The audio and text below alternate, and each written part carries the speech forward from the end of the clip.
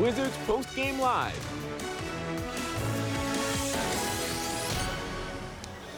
All right. If you're looking at Rui Hachimura putting on 30 points, you're in the right place because that's exactly what he did today. Coming off the bench, doing so in 30 minutes. 30 points, Rui Hachimura leads all the Wizards scorers. But that's not all.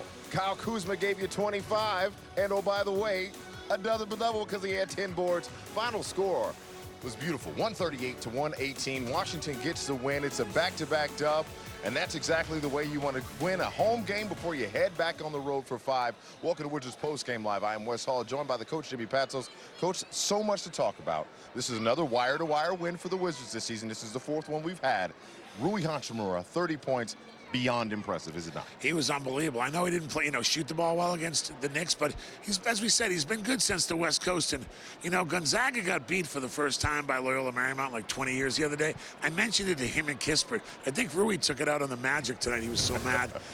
And you know what? Rui was just his scoring and his fluidness, but everything, he wasn't forcing anything. And this is instant offense. And for the, KP went out, not sure what happened to KP. KP and Gafford went out. Rui really stepped it up there. And Kuzma was almost playing the 5. So it was really interesting to see Rui slides to the 4. Kuzma goes to 5, but Rui, he's not just shooting threes. That's taking the hit. That was probably an and one right there. I just thought he was focused. You could tell he was ready to play tonight, and that's that bench I'm talking about. Rui scoring. I'm going to go with DeLon Wright later, having 15.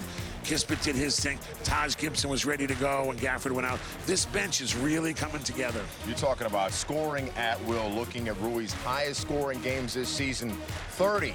Again, 30 tonight against the Magic, like he did against the Suns. He gave the Bucks 26, Dallas 23. We'll be seeing them here in a couple of days. And out in Sacramento gave you 21. And again tonight, 30-point score, tying a career high. But as you said, Kurt, earlier, he's not the only one that was at the party. Kyle Kuzma gave you another phenomenal performance. He knocked down 5 threes tonight. He's still hot, too. Look, you got to look at a game in segments. There's like a lot of different mini plays in the game. Kuzma was ready to go from the jump. Okay, that's the most important thing. That's why they won wire to wire. KP was ready to go. Monty Morris and DeLon Wright, I just kind of combined them. Well, tonight they combined for 27 points and 14 assists. That's a big-time number out of your point guard position. I'll tell you what Beal did if you really watch closely. He gave a lot of nice, easy passes. The defense was on him. Okay. He gave up a lot of shots he could have taken instead of forced them because he wants to win. Then he gave him a little rebounding. But when Rui Hachimura is going to give you 30 like that, that's a big-time performance. Yeah. And that's coming off his knee, as Chris Miller talked about in Christie. Okay, so he didn't play that great at the Knicks, but he's happy they won. Going into this road trip, healthy, happy bench, and we're scoring a lot of points. That's what it's all about, especially the most important one, the healthy part, Coach. That's the healthy part. And we'll give you an update on Kristaps Porzingis' status here momentarily. But right now, let's drive the baseline because I want to give you at home the option to answer the same question Coach is doing. Who's your player of the game? Is it Rui? Is it Kyle Kuzma? Is it DeLon Wright? Any of those 3 guys you can choose. Go to NBCSportsWashington.com/vote or use the QR code on your screen. Quick, Coach, before we bring in Chris and Christie, real quick, who are you voting for? You know what? It's got to go to Rui because of his points, but I was really happy Daniel Gafford came back out on the floor after going to the locker room because we need him on this road trip. We'll give him the old honorable mention designation with that one as we bring in Chris and Christie again from the perch here at Capital One Arena after a phenomenal call. Guys, it's a pleasure to be back with you. I want to get your thoughts from an analytical standpoint.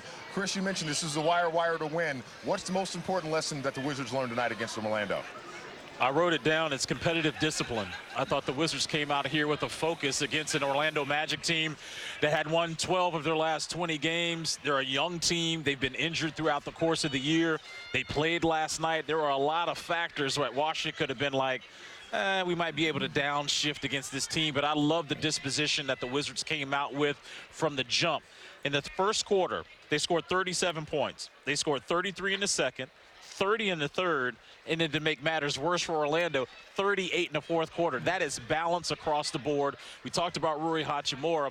Let me give credit to Kyle Kuzma, another double-double for him. I thought Beal, just like that game against New York, he doesn't have to be option number 1. He is such a threat being out there on the floor where Orlando has to make note, where's Beal?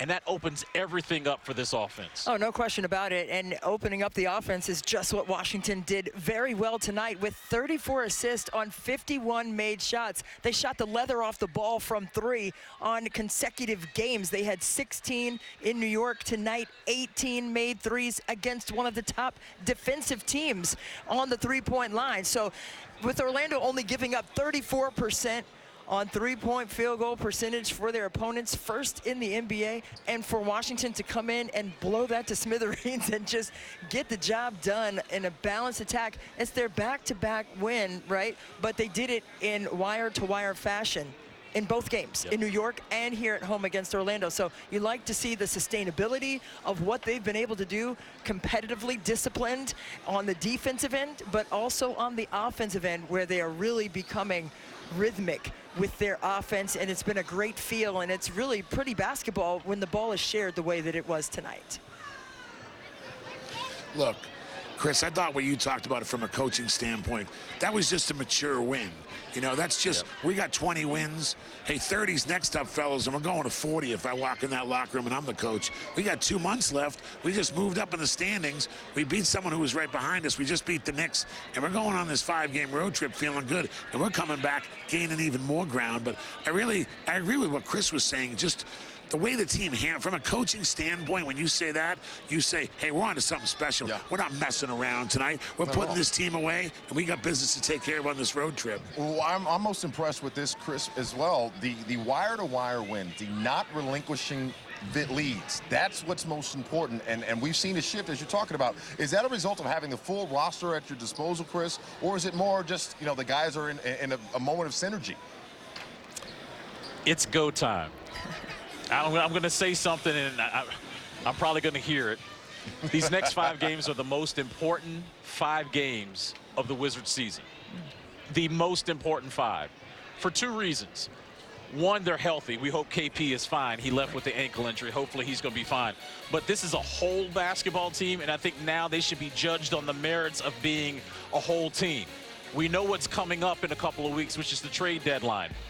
Who are the Washington Wizards? That's what I want to know. And I think, Chris, in these next 5 games against teams that they got a chance to, I'm not going to put a number on what the win should be. Okay. But you've got 5 games here where you can really send a statement to the front office to tell them, keep us together. We got something special here. Right. It's a strong momentum, and you love to see that. That's why I said back-to-back games, wire-to-wire wins. But the way they did it, right? It's not like a buzzer beater. It's not like, oh, we had to climb back from a deficit. No, they were in control from the beginning to the end in 2 games straight. Now, take that same energy on the road for these 5 games and get what you can get there, because when you can continue to grow with that level of momentum and confidence, great things can happen. And hopefully, again, Kristaps Porzingis is okay, and he'll be able to participate at some point on the road. We don't know officially yet what that role for him will be there because of that injury, but I'm telling you, this team is rolling in the right direction right now on both sides.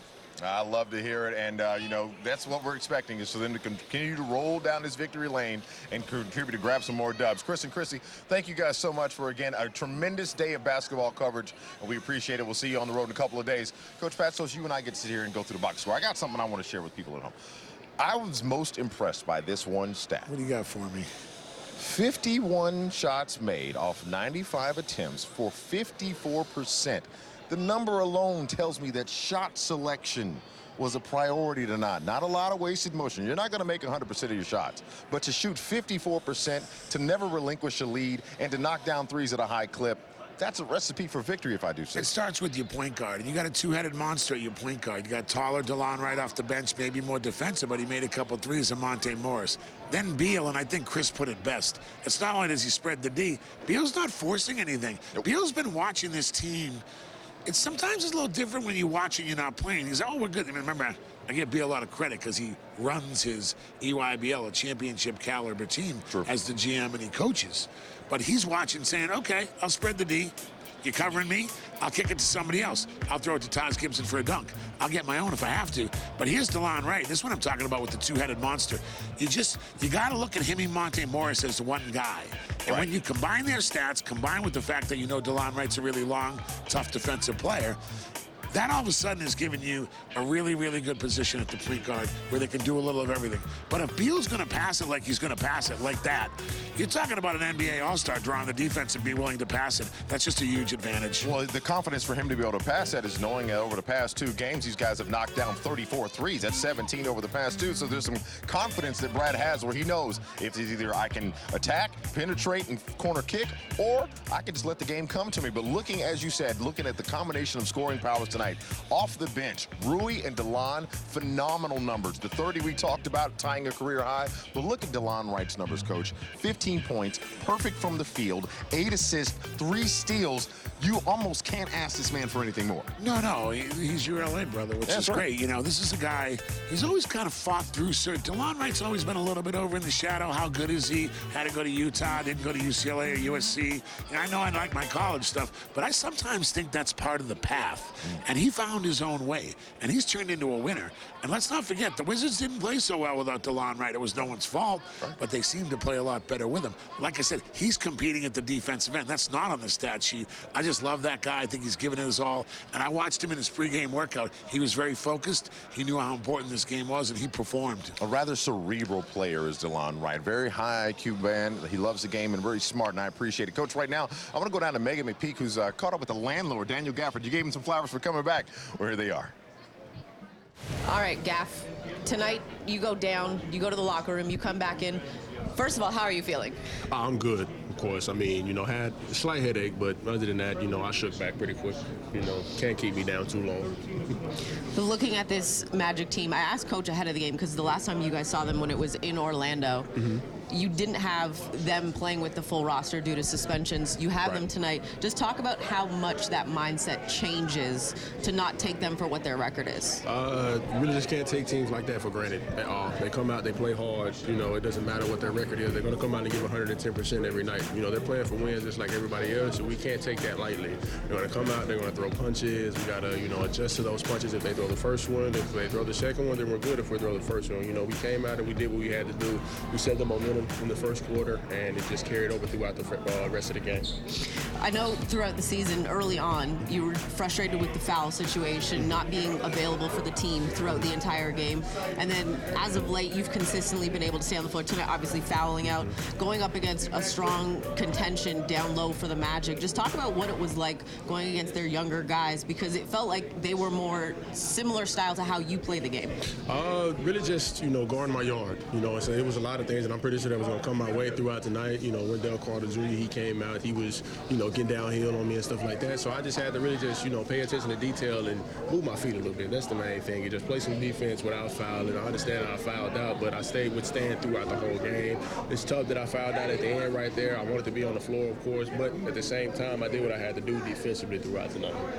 You're so young in your career. Talk about what it's like learning from a vet like a Taj Gibson, who in his younger career played a similar style where it was very aggressive. He did what he needed to do, knew what his role was, and did that to the best of his ability. Just talk about what it's like playing with a vet like that and learning from him. I mean, it's great. You know, it's always good to have somebody in your ear that has like a lot of experience in this league, because, you know, you can get overwhelmed, you can get disconnected with the game, and just having somebody like that that's been through the highs and lows of the game is something good, because it brings me back down to earth. You know, I get in my own head, I get overwhelmed, I get frustrated with a lot of things, and just having somebody that's probably been in the same position as me multiple times before, for the longest he's been in the league, you know, he's somebody that gives me advice that really helps me out a lot. So, I mean, I really appreciate Taj, and just, you know, watching him as, you know, coming up throughout, like, my young age, when not seeing him play and stuff like that. He played with a lot of energy. You know, I just kind of like try to mimic things like that from guys like him.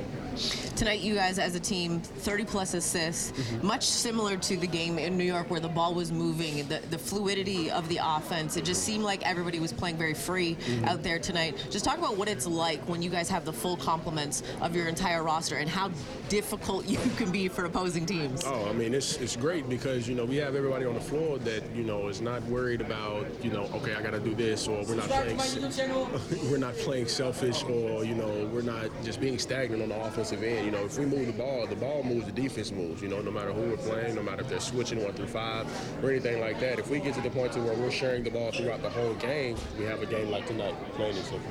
Appreciate your time. Daniel Gafford joining us here, Wizards Postgame Live. Wes, back to you. Appreciate it, Megan. Coach, when we talked, you and I were talking about this during the game about Gafford, and we were like, we saw him walk to the tunnel, and we were like, oh man, then Porzingis goes behind him, and of course we'll have an update on his health, as Chris mentioned momentarily. But when we saw him come back, the energy that he had and the energy that the rest of the team had when you saw the return of Daniel Gafford, I thought you thought that was a crucial moment in the game. You know, from a coaching standpoint, that's what's great about being down in the arena. Really good crowd tonight, upstairs, really crowded. Good energy in the building. Well, the energy for the Orlando Magic went right out the door when they saw Gafford come back. Yeah. They were down 7 and made a little break. Here comes Gafford. He had a block, a dunk, a good play, and the Magic just knew we weren't going to get anything easy inside. But hey, Wes, you're closer to me than him and I am. Yeah. And you've watched his progression. He's been really important to this team in the last month. Absolutely. And I think the pairing of he and Porzingis has done wonders for both of those guys, because Gafford is more of a traditional 5. Porzingis, we call him a unicorn because he has such a unique skill set that doesn't normally find itself in a 7-3 figure. So you create matchups that the other team spends all night and day trying to figure out how to take advantage of, and they just can't. But I want to bring Megan back into this conversation as well, because when we look at Gafford and we look at what he has been able to do over these past 20 games, he understands his value to this team. And Megan, you talked to him just a second ago. You could see his passion for wanting to be available for this Wizards squad.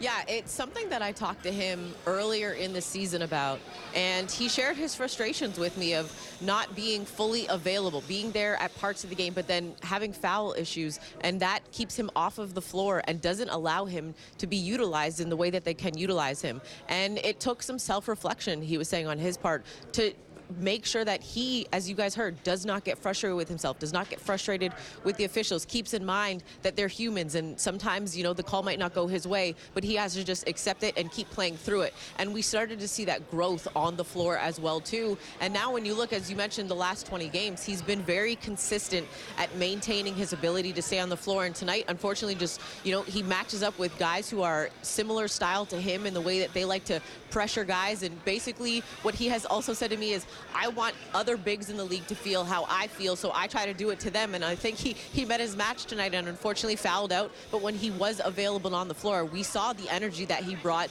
and we saw the frustration that he gave to the Orlando Magic. I love the fact that Orlando had fits with Gafford, and they also had a fit with these two things. The fact that the Wizards only had 8 turnovers, and the fact that the Wizards had 6 steals. It's like, we're not going to give you the ball, and we're going to take it from you, Coach.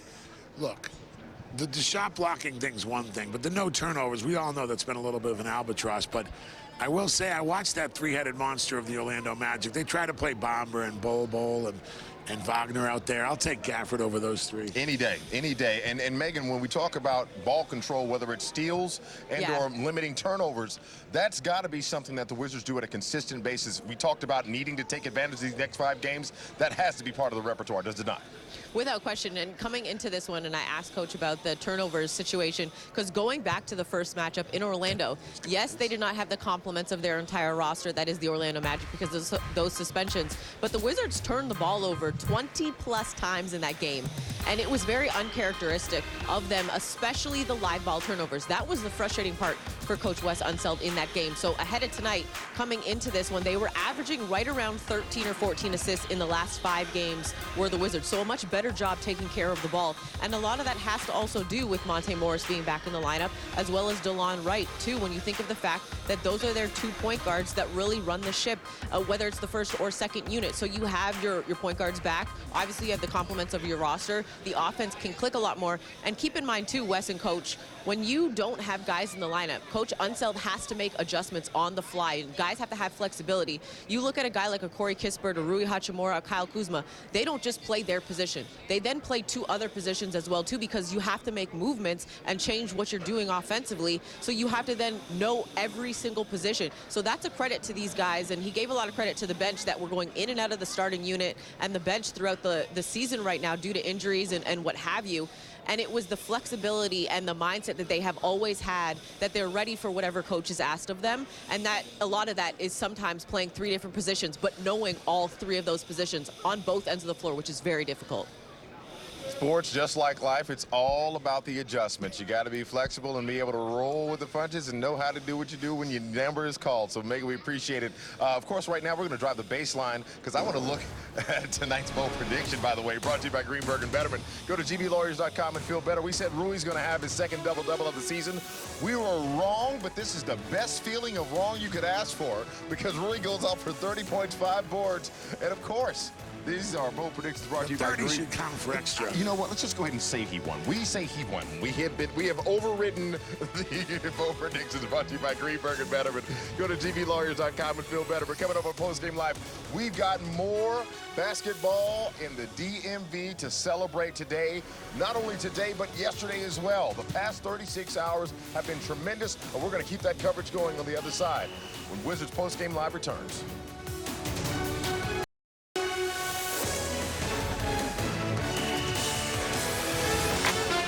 This is a full day of high school basketball. This is a game that DMV Hoop fans have had circled on their calendar for quite some time. Here comes St. John's and the finish on the business end. I love it. More hoops in the DMV. Are you kidding? I'm here for it. Let's go.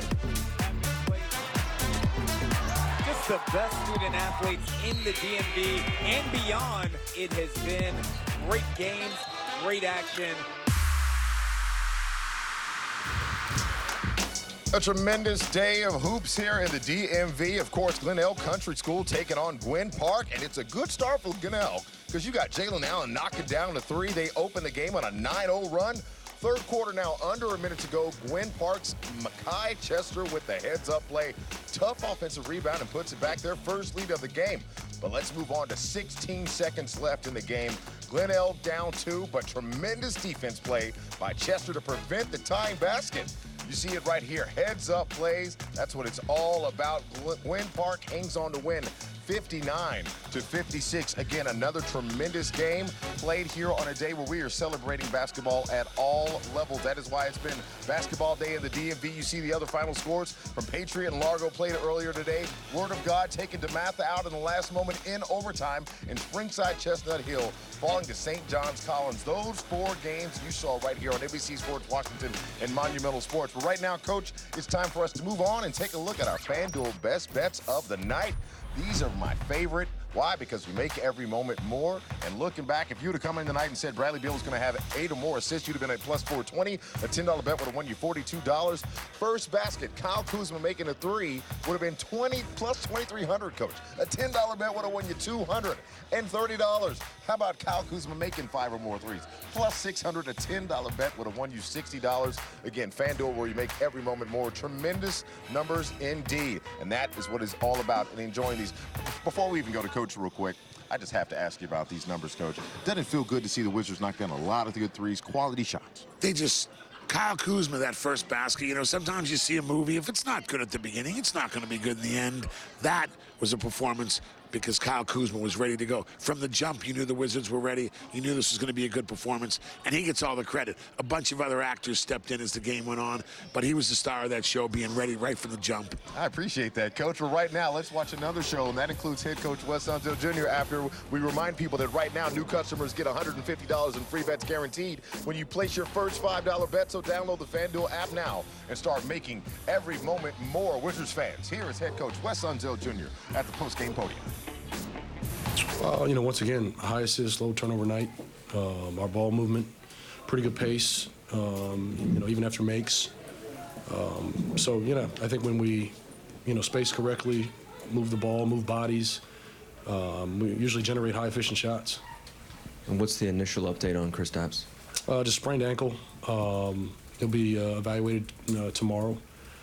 And we'll see where it is, but I don't think it's too bad, but fingers crossed.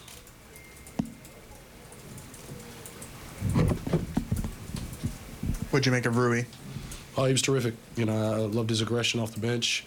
You know, I think, you know, once he sees 1 or 2 go in, that kind of gets him going. You know, he's stretched the floor, made a 3, and I think once that dynamic happens, now they get to running him off. He gets to his mid-range. So I like where he was. I thought he was well balanced in his attacks. The pull-up, that's kind of like his calling card. But I like to see him play with that type of aggression for sure. And for him to do that days after his name came up in trade rumors, what do you kind of make of that? Well, it just shows a little bit of, mental fortitude. It's tough. I'm sure it's difficult when if you prescribed everything you hear or read, it can weigh on you. But, he struggled in New York. It's great to have, a bounce-back game like this. Wes, when you were talking about liking his movement along the three-point line, it's kind of what you saw tonight. Could you elaborate just a little bit on what you meant on that? Well, just as far as his spacing. Mm-hmm. He was in the right space at the right time. And, I think that opened up those driving kicks for us. Found the corners early. Even in the slot, he didn't hesitate. I thought the other night he turned down 2 looks in the same spot. He stepped up, made the first one. So it's, I think once you see that first one go in, you feel pretty good. And a little bit of a slow start from Brad. He made up for it, but what are you seeing from his movement just after the injury? It seems like he's moving okay.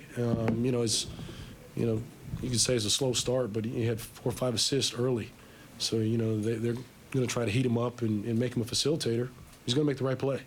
So, that's why you put the ball in his hands, whether it's scoring, him operating as a facilitator, the gravity of his, offensive, weaponry creates a lot of attention.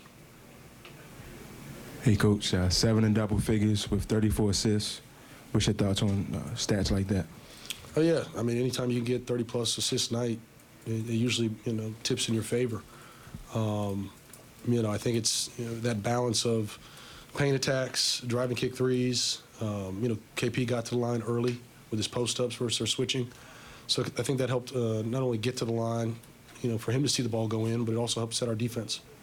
And then for DeLon to go 5 for 5 for 15 points, probably one of his best games. What have you seen from him since, coming back from that injury? Well, I think it's, he missed a lot of time. So reintegrating to the offense, kind of figuring out where he's going to get his shots.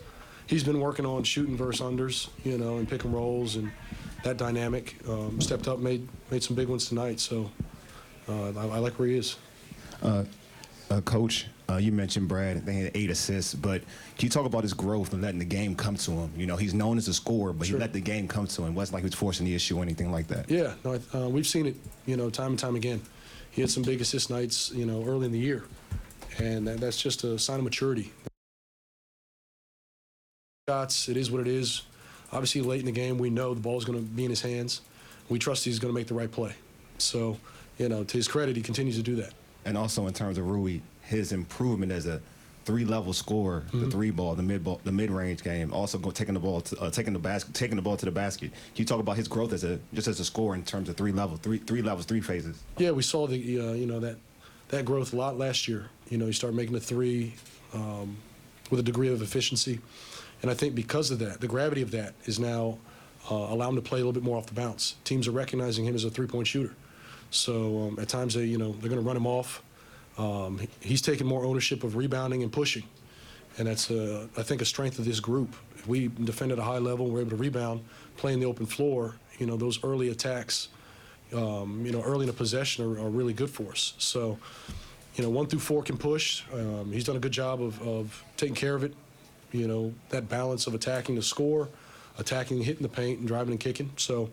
I think that's, to your point, it's growth along those lines. I think it's a good sign for him. That's head coach Wes Unseld Jr. at the post-game podium, giving Rui some flowers along with the rest of the Wizards team with a 20-point victory over the Magic. Well, we're not done celebrating Basketball Day in the DMV. On the other side, Megan and Christy Winter-Scott have a great conversation, and 2 DMV Hoops legends join the show. Post-game live. Back in a moment. Hey, Wizards fans, you know what it is. The day after the Wizards score 115 or more points, you get 50% off regular menu price pizzas at papajohns.com with the code WIZ50. I'm going to be smiles too, Brad. I like it. Back-to-back wins. That's what it's all about. Back here on Postgame Live from Capital One Arena here with Jimmy Patsos, the coach. I'm Wes Hall. Coach, it's been a great day of NBA action, high school action, boys and girls. I want to remind everybody, we're doing coverage across the table here, which leads us to last night's action. Girls hoops from last night. Sidwell Friends hosting the girls basketball invitation, taking on Conway out of Arkansas. Memorable night for Jaden Donovan. The senior records her 1,000th career point. Afterwards, her teammates celebrated on the court with balloons to honor the milestone. But the waning seconds of the third quarter, it's Donovan again, beating the buzzer with the putback. And if you didn't know, she's heading to Duke next season. Sidwell Friends with a 66-56 dub. But that was last night. What about Sidwell tonight? Well, taking on the Webb School out of Knoxville, Tennessee. They showed up, and again, this one comes down to the wire. Back-to-back matchup, and you can see the scrambling go on right here. Webb hits the big three, but it's answered on the other end by Sidwell Friends. Guess who did it? Jaden again. Sidwell Friends walks away with another big victory to wrap up their competition And here. get this straight, she's going to play for Carol Lawson, yes, our friend. Look at you, Coach, knowing exactly where we're going here. This is what it's all about. But Megan and Christy, we've had a tremendous day of celebrating high school basketball in the region, and it's such a phenomenal day. I'm glad to share it with you. Ladies, what has been your opportunities to share? What have been your thoughts as we've been covering these games for these past 36 hours? Well, can I also just correct y'all? She's going to play for Cara and with a Canadian point guard. Just saying. Just saying. Oh, you want to add that? Okay. Just add that in. Sprinkle that on. But no, it's been. Well, the Toronto area is rich with players, boys and girls. Just saying. It's not just a boy thing anymore. But no, just to see the amount of talent, like since I've been here, I've heard from Christy, because obviously you were former coach at South Lakes, your alma mater, coached your daughter, and coached countless talented young girls and boys in the DMV area. But you always tell me about the talent that the DMV has. Yeah. And in all honesty, it kind of reminds me of back home with just a crop of talent that continues to blossom. But it's so much talent in this on not just the boys' side, but as well too the girls' side. And you have seen it for years firsthand. No question. I mean, John Thompson III joined us during the game broadcast tonight, and he said it best. He said it's not boys basketball or girls basketball, it's DMV basketball. And that's what it's all about. And there is a brotherhood, sisterhood of that. We all respect one another. We know of each other. And it runs deep. I mean, these roots in this area run deep. And it is a mecca. And it needs to be discussed more. And I've coached in college as well. So I recruited this area. And there were always some fantastically talented young women in this area. And we already know what the guys bring. And that's Cam Ward. My son Jordan Scott played against him in AAU. And they're good friends. So I've seen these youngsters play up through the ranks from 3rd, 4th, 5th, 6th grade. So just to see them on this level and evolving in this DMV area and being successful, it's been really rewarding to me because, you know, you understand the history and the tradition of basketball in this area for boys and girls, right? But the DMV area needs to be discussed more, and I think there needs to be more of an investigation on what it's all in the about. water? Yeah, because there was, Jimmy Jenkins, he was the producer of that. I recruited his sister, Sarah Jenkins, back in the day, and now she is the head coach at Delaware. So, I mean, the connections run deep, the degrees of separation are plentiful, but when you're talking about the future of this event, to give these young people leverage, a platform, and the confidence of knowing that they come from a rich environment of basketball success. And not only basketball success, because it teaches teamwork, it teaches so many life skills. You saw the exciting ending to the Sidwell Friends girls game. I mean, there's just that gusto that you need in life that you get from playing with a team with like-minded mentality. So when you have the opportunity in an event like today, it really grows you in more than just X's and O's. It's about the Jills and Joes. You know, I always say that. It's not about just the plays that you run. It's about who you're playing with and how you're playing the game together. And there's no selfishness. You know, the Wizards had 34 assists tonight. That's what it's about. That's why they won the game, because of that level of awareness of one another. And the fact that you need one another, it plays big and it exceeds basketball, for sure. I want to jump in. Christy, you're quite a player, by the way. You're not giving yourself how great a player you are. Coach, I was about to go there. She's not a one-time Hall of Famer. She's not a two-time. She's a three-time Hall of Famer. No, not but the just coach snowflakes. doesn't go on that. The coach goes on what he sees. I was there when she sold. No. I was there watching her play. Sold out Cole Fieldhouse when you played Virginia too. And I also saw Christy. If you could say one thing, Christy, about the coaching and the teaching, John Thompson III had a great coach at Gonzaga. He talked about it. Christy, you were the head coach of the Elite 24 in Chicago. These are top 24 girls in the country. And they all raved about one thing, that she was fair but firm, but she knew her stuff. That's Christy Winters, our friend. Yes. You're part of this coaching community. Can you talk about the great coaches in this area, both for men and women? Oh, let me just tell you, the strategizing that goes on, not just on the high school level, but on the collegiate level in the DMV as well. But the AAU, the grassroots, that's where you've really seen an improvement. It's not just roll the ball out and let's just go play the game. No, there's like structure, there's accountability, there are all the life lessons that we've been talking about. I mean, my daughter played with GTS Fusion, with AZ Fudd's parents, Tim and Katie Fudd, and I was sitting in their practices. Everyone else would drop off and go to Target or something like that. But I would stay in the gym because they would have college-level practices that were so challenging. And Brianna's now at Georgetown, so she stayed in the water in the DMV. She's a sophomore there, so just couldn't be more proud of the opportunities that these AAU coaches and these grassroots programs give our boys and girls in this DMV area. But it's, I mean, college level introduction to discipline, introduction to running a play. Like, you're not gonna be able just to go to college, and Jimmy, you know this, you can't just walk into a college and just because you have athleticism or you love to play, that's not guaranteeing you any kind of success at the next level. You have to be able to play within a team and star in your role that they need you to star in for their team to be successful. So I think the more you get from that as a youngster, the easier it is for you to play in high school, right? The easier it is for you to play at the collegiate level. I remember a college coach, Brenda Fries over at Maryland, told me that there was one player on her team that had never played man-to-man defense. Never played man-to-man defense. Right. And she had to learn that as a freshman in college. So you don't get that same kind of tutelage like you do in this DMV area at the grassroots level and in high school as well. I love the fact that we're able to have this moment. I got two coaches on the show, former players all over the place. This is great. I was going to say Chris and Christy. Megan and Christy, thank you so very much. We appreciate it as always. I'll let you both go. Again, great, tremendous night that we've had celebrating basketball in the DMV. But speaking of coaches, you mentioned him earlier, Coach. You talk about John Thompson III. I had a chance to catch up with him and Markel Fultz earlier tonight to speak exactly about coaching and playing in the DMV and what that means. Check it out.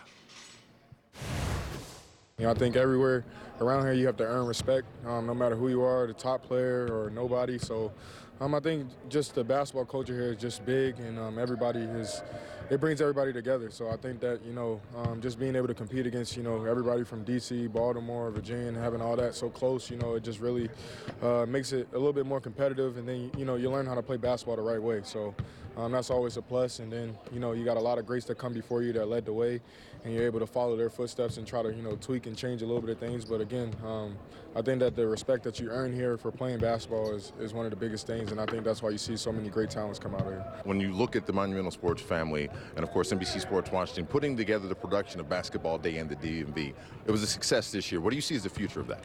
We just want it to grow. We want the number of games that are televised to grow. We want and we had some outstanding teams play this year, but we want this to be, this day in D.C. to be one of those events, one of those tournaments that high school teams aspire to be a part of.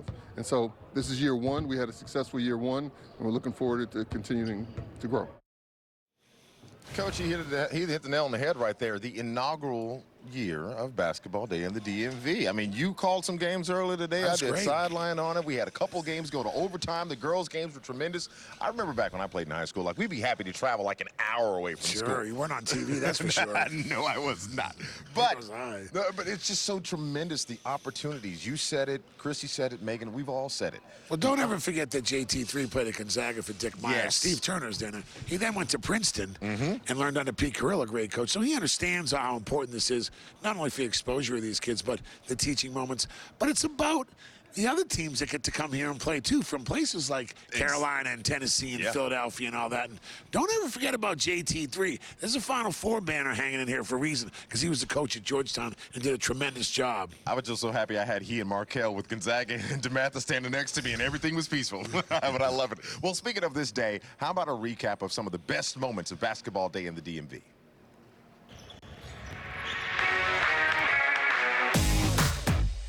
Basketball day in the DMV.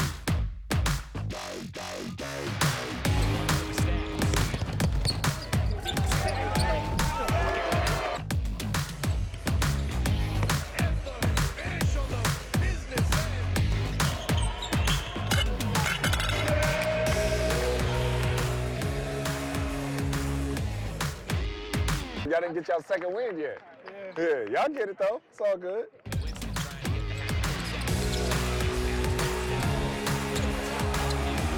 The DMV is a mecca. It's in the water.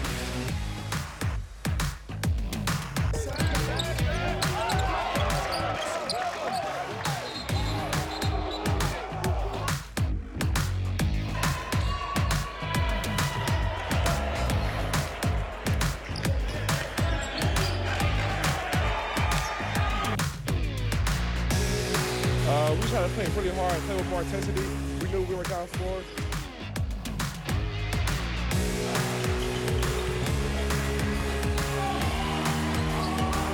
Up ahead, and the throwdown for Donovan Freeman.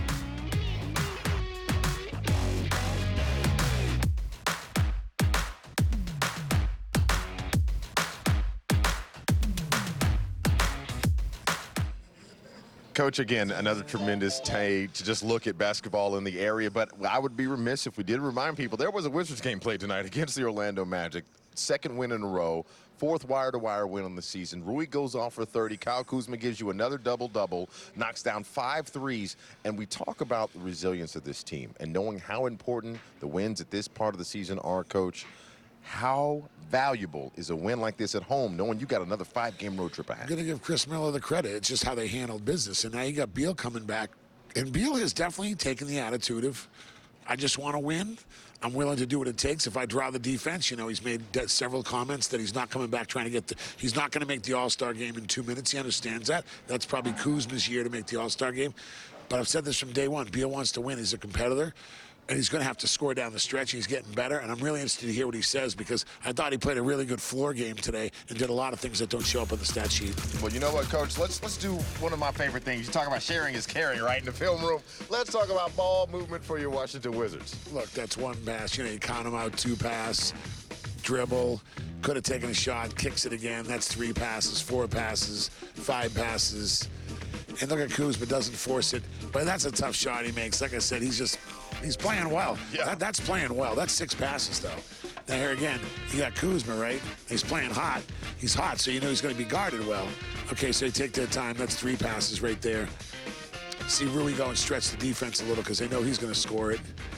And then the guy goes under the screen. See, that's a good shot, because DeLon Wright read the defense. You're going to call that whip. You go under the screen, I'm just going to pull. Yeah. You know, hey, I can play too. That's why it was 5 for 5. Gafford facilitating. And then Kuzma, nope, I'm cool. DeLon Wright's hot. Let's see what I got. Little shot fake here. Over to Rui. That's why he had 30, because he was wide open. And I want to say this. Wes Unsel's right. Rui started his development of that 3 last year. When he came back, see, in other words, he could have just taken the rest of the year off. He not only came back, he developed the 3, and he's making Tommy Shepard look really good, because he's gotten better. Kispert's gotten better. Denny's a versatile guy that can do a lot of things. Those guys are really important off the bench right now. I'm telling you, this run to 40 wins is going to be the starters, of course, but the bench is critical, and the 30 points from Rui Hachimura is big. And when it comes to sharing, what do we say? What's better than a good shot? Great shot. That's what it's all about. Well, you mentioned Bradley Beal. Here he is right now in the post-game locker room, and I'm interested, like you, to hear what he has to say. I think it's our defense. You know, I think we just came out with a good mentality. You know, keeping them contained. You know, there's a very young team, but they play super fast. They play aggressive and hard for 48 minutes, and I think, you know, our defense and us not turning the ball over is what contributed to our win, for sure. Just 2 games back from you from the injury. Just, you know, how do you feel so far? I feel good. Just getting back to the groove of it. You know, there's no setbacks, no lingers or anything like that. So the body feels good. So yeah, it's good. Just happy to be back. You've always said, you know, my best ability is my availability. You take that to heart. I guess just how frustrating was, you know, the month-long process to get back to here? It's tough, but you know, I don't let it affect the process or affect me getting back or affect my mentality. You know, it's a lot of freak things. You know, things in your control, things out of your control. You know, you just kind of, you know, approach it day by day and obviously try to help contribute with the team, you know, off the floor.